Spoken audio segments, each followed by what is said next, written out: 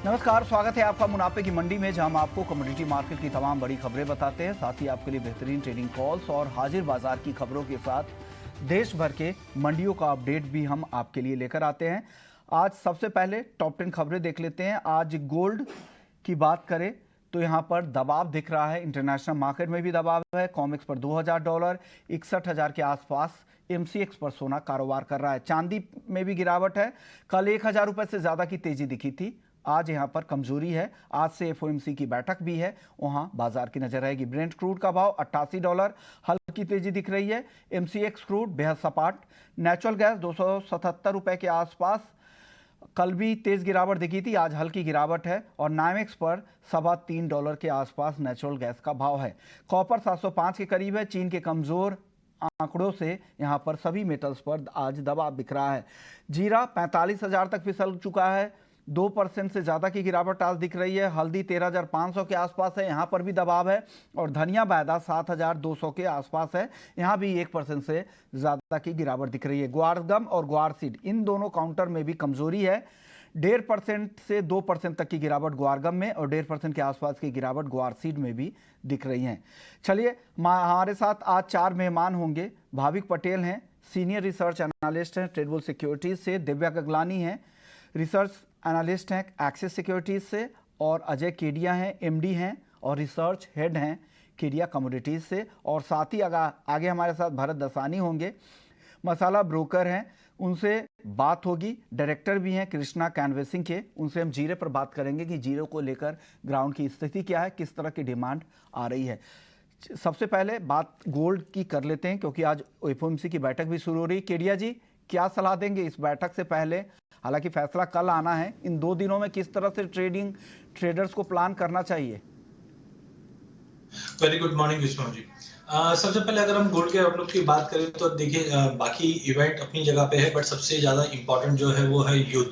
जिस दिन से हमने देखा कि इजराइल और गाजा के बीच में जो कंसर्न्स बने थे, ये कहीं ना कहीं वॉर प्रीमियम को बढ़ाता हुआ दिखाई दिया और सोने में हमने अच्छी खासी रैली आते हुए देखी और प्राइजेस ने लगभग $200 की तेजी इंटरनेशनल में दिखा दी। वहीं डोमेस्टिक मार्केट में भी प्राइजेस इस वक्त भी 61,000 के ऊपर मेंटेन है।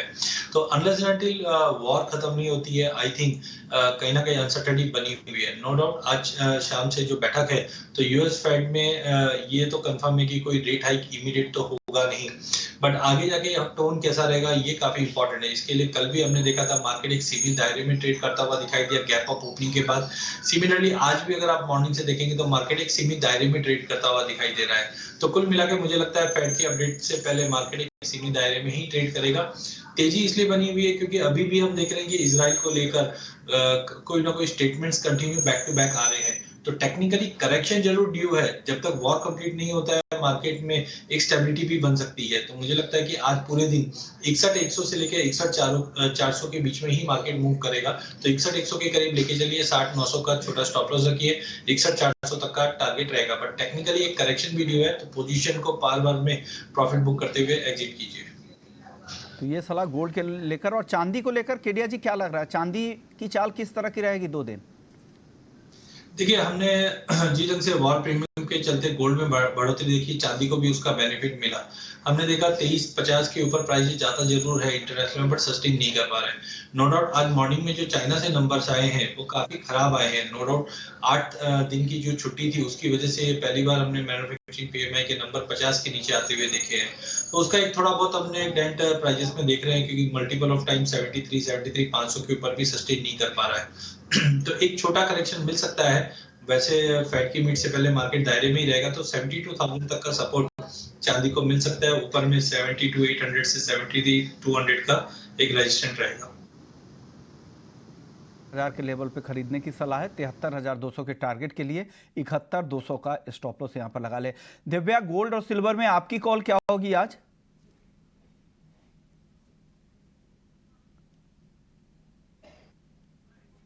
दिव्या गगलानी, आपसे मेरा सवाल था गोल्ड और सिल्वर पर क्या करना चाहिए आज दिन के लिए? मेरा वॉइस ऑडिबल है आपको? हाँ हाँ, आ रही है ऑडियो सर। हाँ, अगर मैं गोल्ड की बात करूं तो हमें एक अच्छी रैली देखने मिली। प्राइजेस ऑलमोस्ट घरेलू बाजार में 8.5% ऊपर है। अभी जैसे कि केडिया जी ने कहा कि जो नजर है अभी फेड मीटिंग पे रहेगी, जो उसका कल एक्सपेक्टेशन है, पर ऐसा एक्सपेक्टेड है कि जो रेट्स है वो होल्ड ही करने वाला, बढ़ाने नहीं वाला है। पर ऐसा एक्सपेक्टेशन है कि जो कमेंट्री जो है उसके ऊपर लोगों की फोकस रहेगी इन्वेस्टर्स की, पर वो आई गेस डविश नहीं रहेगी मे बी, क्योंकि जो यूएसए की जो इकोनॉमी है वो काफी रेजिलियंट है। इतना रेट हाइक होने के बाद भी हमें उसमें कोई भी स्लो डाउन देखने नहीं मिल रहा है, तो उसके ऊपर सबकी नजर रह सकती है। पर मेरा भी यही मानना है कि मीटिंग से पहले एक रेंज बाउंड में रहेगा। टेक्निकली मैं बात करूं तो 60,800 एक स्ट्रॉन्ग सपोर्ट जोन है। जब तक प्राइस इसके अंदर नीचे नहीं जाता तब तक हमें बाय ऑन डिप्स हम कर सकते हैं। 60,950 के अराउंड बाय करके चले, स्टॉप लॉस हम 60,800 का रखें और टारगेट ऊपर में 61,200 का मेंटेन करें। ओके, और चांदी के लेवल्स क्या हैं? चांदी में किन अ, लेवल्स पे नजर रखना चाहिए दिव्या? चांदी में भी हमें अच्छी रैली देखने मिली है। ऑलमोस्ट प्राइसेस जो है घरेलू बाजार में 10% ऊपर है। कल भी एक अच्छी रैली देखने मिली, कॉमेक्स मार्केट में ऑलमोस्ट 2% ऊपर थे। पर आज जो चाइना का जो पीएमआई डेटा तो खराब आया था, तो उसकी वजह से इंडस्ट्रियल मेटल और जो सिल्वर है वो थोड़े डाउन चल रहे हैं। पर टेक्निकली मैं बात करूँ तो 72,000 का एक स्ट्रॉन्ग सपोर्ट जोन है। तो जब तक ये प्राइस के ऊपर सस्टेन कर रहे हैं तब तक बाय ऑन डिप्स करना चाहिए। चांदी भी हम 72,000 के आसपास बाय करके चले, स्टॉप लॉस हम 71,500 का रखें और टारगेट ऊपर में 72,600 का मेंटेन करें। केडिया जी और दिव्या दोनों की कॉल बिल्कुल सिमिलर है, दोनों खरीदारी की सलाह दे रहे हैं, गोल्ड में भी और सिल्वर में भी। भाविक, आप भी सहमत हैं इन दोनों एक्सपर्ट से? आपको भी लग रहा है खरीद कर ही जाने जाएं आज? जी ज़रूर सर। गुड मॉर्निंग विशुमन जी। देखिए, सोने में बात करें तो आई थिंक वीकेंड में हमने देखा था कि 2000 के ऊपर चला गया था, क्योंकि इसराइल जो ग्राउंड सपोर्ट था उसके बाद थोड़ा बहुत कॉन्फ्लिक्ट लग रहा था कि बढ़ जाएगा। बट अभी अगर मार्केट देखे तो एक्सपेक्टेशन है कि शायद ये कॉन्फ्लिक्ट है वो लिमिटेड ही रहेगी। और दूसरा ये भी है कि अभी गोल्ड और सिल्वर दोनों एफओएमसी की मीट के ऊपर दिखा रहे हैं। हालांकि इंटरेस्ट रेट हाइक तो नहीं लग रहा है, बट जैसी कमेंट रहेगी उसके ऊपर सबकी नज़र रहेगी।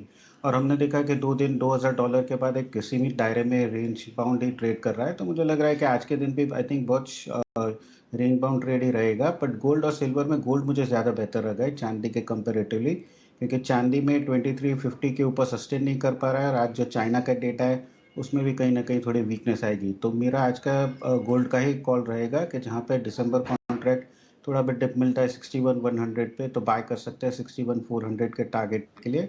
और इंट्राडे स्टॉप लॉस रख सकते हैं 60,950 का। ओके, अब बात कर लेते हैं कच्चे तेल की। कच्चे तेल में आज हालांकि एमसीएक्स पर दायरे में ही कारोबार हो रहा है। केडिया जी, इंटरनेशनल मार्केट और की जो सिनेरियो देख रहे हैं आप, क्या लग रहा है यहाँ पर आज किस तरह से ट्रेड करना चाहिए? और ऑप्शन में कोई मौके दिख रहे हैं क्या आपको?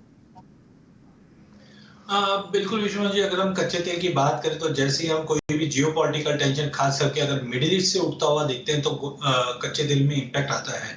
बट हमने देखा वर्ल्ड बैंक के भी जो प्रोजेक्शन है वो $90 का लेवल बताया जा रहा है, बिकॉज जो डेफिसिट है, सप्लाई कंसर्न बने हुए हैं। लेकिन जिस ढंग से उम्मीद थी कि इजराइल के बाद चीजें एस्केलेट होगी, चीजें एस्केलेट तो हो रही है, बट कच्चे तेल पे उसका कोई इम्पैक्ट नहीं पड़ रहा है, क्योंकि जो इकोनॉमिकल डेटा, चाहे हम चाइना से बात करें, यूएस, यूरोप, ये काफी खराब आ रही है, जिसकी वजह से प्राइसेस 72 50 के ऊपर, या हम ब्रांड की बात करें तो 90 के ऊपर सस्टेन नहीं कर पा रहा है। तो टाइमिंग मुझे लगता है मार्केट साइडवेज जरूर है, बट कल की बड़ी गिरावट के बाद मार्केट को थोड़ा सपोर्ट मिलता हुआ दिखाई दे सकता है, जिसके चलते आज मुझे लगता है कि 68-6850 के जोन में लेना चाहिए, या 6900 का कॉल करंट लेवल पे लिया जा सकता है। मुझे लगता है आज कम से कम अगर फ्यूचर्स की बात करें तो 7050 का जबकि 6900 का जो कॉल है इसमें भी हम एक अच्छा बाउंस देख पाएंगे। ओके, आप दिव्या ऑप्शंस में सिर्फ आप बताइए किस स्ट्राइक पे नजर रखिए, क्या करना चाहिए? आपको भी लग रहा है यहाँ पे कॉल ऑप्शन ही खरीदना चाहिए आज? हाँ, क्योंकि क्रूड ऑयल के अंदर जो हमें कल एक गिरावट भले देखने मिली थी, क्योंकि जो ऐसा एक्सपेक्टेशन था कि जो एक्सकेलेशन बढ़ेगा, इसराइल ने जो ग्राउंड अटैक स्टार्ट किया गाजा के ऊपर, पर ऐसा कुछ हुआ नहीं। अनलेस एंड अनटिल अगर ईरान इन्वॉल्व होता है तो ही आई गेस एस्केलेशन बढ़ सकता है, वरना एक रेंज बाउंड में ही मुझे लग रहा है प्राइसेस रहेगा। और टेक्निकली मैं बात करूँ तो 6,800 का एक स्ट्रॉन्ग सपोर्ट जोन है। प्राइसेस ने ये लेवल काफी बार रिस्पेक्ट किया है और यहाँ से हमें एक बाउंस बैक देखने मिला। तो जब तक ये लेवल इंटैक्ट है तब हम बाय ऑन डिप्स करके चले। 6,900 का जो कॉल ऑप्शन है वो 230 के आसपास बाय करें डिप्स पे, स्टॉप लॉस हम 190 का रखें और टारगेट ऊपर में 280 का मेंटेन करें। यानी 6900 के स्ट्राइक की कॉल खरीदने की सलाह है। भाविक, आप भी ऑप्शंस में ही ट्रेड करना पसंद करेंगे क्रूड में आज? जैसे हमने देखा कि 4 दिन में क्रूड अगर देखें तो 6850 से 7150 के एक सीमित दायरे में ही बना हुआ है। I think it is stuck between an hard and rock place, कि जहाँ पे एक तरफ डिमांड कम है और दूसरी तरफ एस्केलेशन की वजह से शायद सप्लाई कम हो सकती है। तो अभी कोई भी रेंज क्लियर नहीं हो रही है, बट जब तक ये रेंज बाउंड है तब तक आई थिंक 6800 के नीचे नहीं जाता, तब तक आई थिंक बाई करना चाहिए। तो मैं 7000 की जो कॉल ऑप्शन है 24 नवंबर की, वो मैं बाय के रिकमेंड करूंगा अराउंड 200। टारगेट ऊपर का रहेगा 300 का और स्टॉप लॉस रहेगा 140 का। यानी ऑप्शंस के जरिए आपको लगातार तीनों एक्सपर्ट्स सलाह दे रहे हैं कि कैसे ट्रेड करना है। 7000 के स्ट्राइक की कॉल ऑप्शन खरीदने की सलाह भाविक की तरफ से भी आ रही है। नेचुरल गैस, दिव्या आप बताइए, नेचुरल गैस 2 दिनों में काफी कमजोरी दिखी है, क्या लग रहा है नेचुरल गैस में? क्या अभी भी आपको मंदी की पोजीशन ही बनानी चाहिए? क्या पुट खरीद कर जाएं? क्या सलाह है नेचुरल गैस में आज? नेचुरल गैस के अंदर में नाइमेक्स में कल ऑलमोस्ट 3% का जो फॉल देखने मिला। मेन रीजन है कि जो यूरोपियन के जो स्टोरेज लेवल्स है गैस के, वो ऑलमोस्ट फुल है, 99% के ऊपर है। और साथ में यूएसए में जो ये हफ्ते में अबाउट नॉर्मल टेम्परेचर का एक्सपेक्टेशन था, उसके जो डिमांड है वहाँ की हिट हुई है। तो मेरे हिसाब से नेचुरल गैस हम लोग सेल ऑन राइज करके चल सकते हैं। 290 का जो पुट ऑप्शन है वो 20 के आसपास बाय करके चले, स्टॉप लॉस हम 17 का रखें और टारगेट ऊपर में 25 का मेंटेन करें। ओके, 290 के स्ट्राइक की पुट खरीदने की यहाँ पर सलाह दी जा रही है। ये काफ़ी ऊपर की तरफ, काफ़ी इन द मनी नहीं है। आप अभी भाव है इसका 280 के नीचे 290 की पुट खरीदने की सलाह दे रहे हैं दिव्या? हाँ हाँ, क्योंकि इन द मनी रहेगा तो आई गेस प्रीमियम जो है उसमें कम श्रिंक होगा, उतना फास्ट श्रिंक नहीं होगा। तो ओ, टाइम वैल्यू उसके साइड पे रहेगा। ओके, केडिया जी आपकी सलाह नेचुरल गैस पर? नेचुरल गैस में ये हफ्ते से वेदर में थोड़ी चेंजेस जरूर आए हैं, जहाँ पे हम विंटर ऑनसेट होते हुए दिख रहे हैं, जिसका एक सपोर्ट मिलने की पूरी आशंका है मार्केट को। बट कुल मिलाकर जैसे हम देख रहे हैं कि जो इन्वेंट्री लेवल है वो 5 साल के एवरेज के ऊपर है और ऑलरेडी प्राइजेस ने काफी बड़ा लीप ले चुका है। तो मुझे लगता है प्राइजेस में जब तक 290 92 का लेवल ब्रीच नहीं करता है, डाउन साइड में एक करेक्टिव डीप मिल सकता है जो 265 266 तक का एक ड्रॉप दिखा सकता है। तो टेम्परेरी मुझे भी लगता है 265 266 तक का एक डीप मिल सकता है नेचुरल गैस में। ओके, अब बात कर लेते हैं मेटल्स की। चीन के कमज़ोर आंकड़ों से यहाँ पर दबाव दिख रहा है। अक्टूबर के जो मैन्युफैक्चरिंग एक्टिविटीज़ है वो भी यहाँ पर कम हुई है और साथ ही सर्विसेज सेक्टर की ग्रोथ 10 महीने के निचले लेवल पे है। केडिया जी, मेटल्स में क्या लग रहा है, ये गिरावट और बढ़ेगी या खरीदारी का मौका है आज की नरमी में? देखिए, पूरे बेस मेटल पैक की बात करें तो आज का जो डेटा था थोड़ा सा कंसर्निंग है, लेकिन चाइना की तरफ से माना जा रहा है कि 8 दिन की जो चाइना हॉलिडे थी अक्टूबर में, जिसकी वजह से डेटा 49.5 के करीब आया है। आई थिंक अभी भी नंबर्स कोई ज्यादा अच्छे नहीं है। इन बिटवीन भी हमने देखा बार बार में प्राइसेस एक दायरे में ही है, कोई बड़ी मंदी भी नहीं दिख रही तो बड़ी तेजी भी नहीं दिख रही है। तो सबसे पहले अगर कॉपर की बात करें तो मुझे लगता है दायरा बना हुआ रहेगा, जिसको देखते हुए 704 के करीब लेके चलिए 710 तक के टारगेट के लिए। वहीं अगर हम एल्यूमिनियम की बात करें तो एल्यूमिनियम के अंदर हमने पहले भी देखा था कि प्राइजेस में कहीं ना कहीं लोअर लेवल पे एक सपोर्ट बार बार में आता हुआ दिखाई दे रहा है। तो एल्यूमिनियम के अंदर भी मुझे लगता है कि प्राइजेस में करीबन 207 206 के आसपास लेके चलना चाहिए। 204 का स्टॉप लॉस रखिए, 210 तक के भी लेवल मिल जाएंगे, बट उसको हफ्ता भर लग सकता है। तो कुल मिलाकर कॉपर और एल्यूमिनियम ये 2 कमोडिटीज में हमें बाय करके चलना चाहिए। ओके, चलिए अब बात करेंगे मेटल्स पे दिव्या से। दिव्या आप बताइए, आप कहाँ पसंद कर रहे हैं ट्रेड करना आज और किस साइड की कॉल है आज मेटल्स में? मैं पहले कॉपर की बात अगर करूँ, कल हमें कॉपर में एक अच्छी रैली देखने मिली थी, पर प्राइसेस जो सस्टेन हो नहीं पाया। कल ऐसा एक्सपेक्टेशन था कि चाइना से स्टिमुलस आ सकता था, पर आज जो मैन्युफैक्चरिंग पीएमआई डेटा है वो थोड़ा खराब आया। 49.5 के आसपास आया, एक्सपेक्टेशन 50.2 का था। तो वो एक वन ऑफ द रीजन है कि हमें बिकॉली देखने मिली। पर मुझे लग रहा है कि इन्वेस्टर की जो भी नजर है, चाइना में अभी एक मीटिंग हो रही है, इंपॉर्टेंट फाइनेंशियल वर्क कॉन्फ्रेंस, जो प्रेसिडेंट जिनपिंग है वो उसको होस्ट करने वाले हैं। तो आई गेस प्रॉपर्टी जो क्राइसिस चल रही है उसके ऊपर उन लोग का मेन रहेगा एजेंडा। और ये मीटिंग इतनी इंपॉर्टेंट क्यों है, क्योंकि ये एक 10 साल में ऑलमोस्ट 2 बार ही होती है। तो आई गेस इसके ऊपर सबकी नजर रहेगी और ये क्लोज डोर इवेंट है, तो इसका जो आउटकम आएगा तो आई गेस उसकी वजह से कॉपर और बाकी जो बेस मेटल उसमें अच्छा खासा में मोमेंटम मिल सकता है। ऐसा एक्सपेक्टेशन है कि कुछ पॉजिटिव आउटकम आए बेस मेटल को लेके। तो आई गेस कॉपर हम नीचे के लेवल पे बाय करके चल सकते हैं, 702 के आसपास बाय करें, स्टॉप लॉस हम 699 का रखें और टारगेट ऊपर में 706 का मेंटेन करें। साथ में एल्यूमिनियम भी बाय कर सकते हैं 205 के आसपास, स्टॉप लॉस हम 204 का रखें और टारगेट ऊपर में 206.5 का रखें। ओके, एल्युमिनियम पर आपकी कॉल क्या होगी? भाविक, आपको भी लग रहा है एल्युमिनियम आज खरीदना चाहिए? जी ज़रूर सर, क्योंकि देखिए केडिया जी ने सही बताया कि 1 वीक का जो बंद हुआ था, हॉलिडे हुआ था चाइना, उसका भी थोड़ा इफ़ेक्ट पीएमआई में हुआ है। और दूसरा अगर देखें तो ये वीक चाइना के डेटा के बावजूद भी अगर देखें तो सारे बेस मेटल में इतनी गिरावट नहीं है और कंटिन्यू भी नहीं हो रही है। तो आई थिंक कहीं न कहीं मार्केट ने थोड़ा डाइजेस्ट कर लिया है। और एल्यूमीनियम अगर देखें तो 203 का बहुत अच्छा सपोर्ट है, वहाँ से अभी एक रैली हो चुकी है शुरू। मुझे लग रहा है कि ये रैली 208 से 210 तक भी जा सकता है। तो I think intraday November contract 206.40 की जहां पर लगातार बिकवाली दिख रही है। जीरा वायदा अब 45,000 रुपए तक आ चुका है। करीब करीब 3% की गिरावट है। 11-12% हफ्ते भर में, 25% से ज्यादा की गिरावट जीरे में महीने भर में दिख चुकी है। 62,000 के आसपास जीरे का भाव सितंबर में था, जो घटकर अब 45,000 पे आ चुका है। हमारे साथ भरत दसानी है, मसाला ब्रोकर हैं, डायरेक्टर है कृष्णा कैनवेसिंग से, राजकोट से आते हैं। भरत भाई, क्या हो रहा है जीरे में? अभी 1-2 महीने पहले जब जीरे के कारोबारियों से बात होती थी तो 70,000, 75,000, 1-2 तो ऐसे भी ट्रेडर थे जो 1 लाख तक का टारगेट दे रहे थे, लेकिन अचानक मार्केट में अब क्या हो गया है? सर नमस्कार। नमस्कार। फंडामेंटल सर पहले भी ऐसे ही थे, आज भी फंडामेंटल में कोई चेंज नहीं है, कोई नया जीरा बाजार में आ नहीं गया है। उल्टा जो 6, 7, 8 महीने निकल गए नई फसल को 2023 को, उसमें अभी 4 महीने ही बाकी है।